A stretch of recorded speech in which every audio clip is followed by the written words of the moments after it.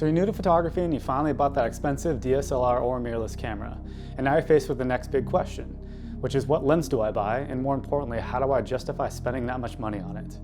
If you've asked around for advice, you've probably heard the exact same answer over and over again, which is, well, it kind of depends on what you shoot. And while that is technically true, it's not always the most helpful answer when you're just getting started with things.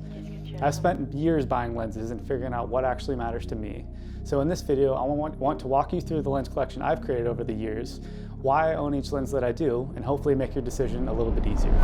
Bumping two chain, in a Range Rover, in a damn thing. Honestly, you could probably stop the video right here because this first lens might solve every single problem you're trying to figure out. The 24-70mm is about as close to a perfect all-around lens as you can get.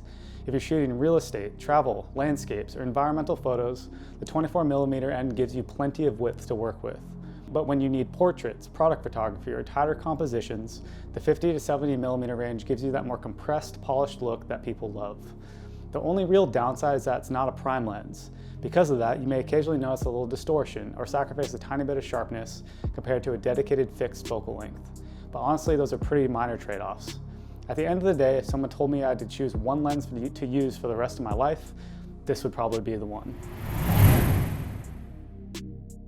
This is hands down my favorite lens that I've ever owned, and one that I reach for more than anything else, the Sigma 50mm. I'm not exactly sure what it is about this lens, but every image that comes out of it just feels clean, sharp, and consistent. It's been in my bag for nearly every high-level shoot I've done, and it's never let me down.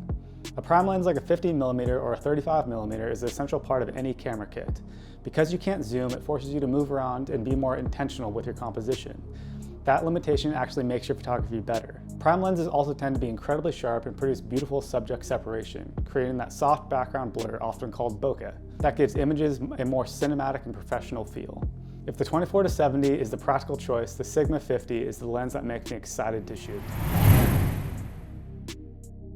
The 10-18mm is such a unique focal length, and honestly I've used it far more than I ever thought I would.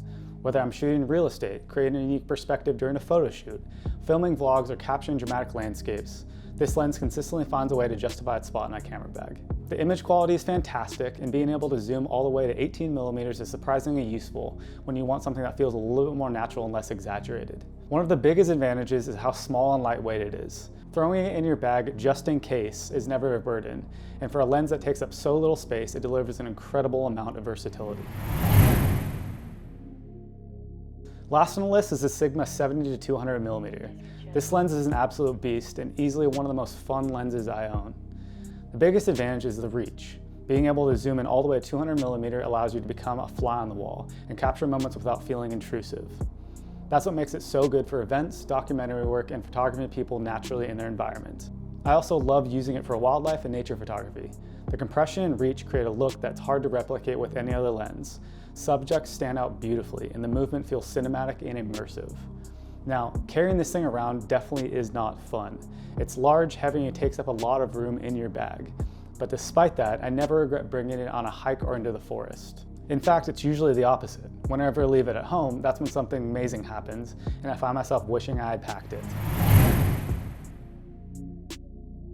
I can honestly say that I've never regretted a single one of these purchases, no matter how painfully expensive some of them were. Every lens has earned its place in my camera bag, and whenever I have a shoot coming up, I immediately know which ones I'm bringing based on the situation. Of course, the right lenses for you depend entirely on what you want to shoot and how serious you're about photography and filmmaking. But hopefully sharing my experience gives you a little bit more clarity and helps make your decision a little bit easier. If you found this video helpful, drop a like, subscribe if you want, and I'll see you on the next one.